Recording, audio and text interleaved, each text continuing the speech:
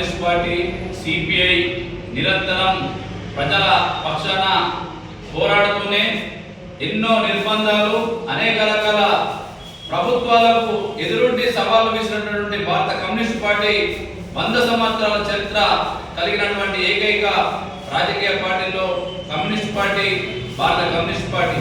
దీన్ని 100 సంవత్సరాల శత జయంతి ఉత్సవాల్లో భాగంగా నిన్ననే డిసెంబర్ 26 పార్టీ ఆవిర్భావ దినోత్సవం సందర్భంగా రాష్ట్ర వ్యాప్తంగా అలాగే దేశవ్యాప్తంగా అనేక రకాల ఇలా జెండా ఆవిష్కరణలు శత జయంతి ఉత్సవాల్లో భాగంగా జరుపుకోవడం జరిగింది.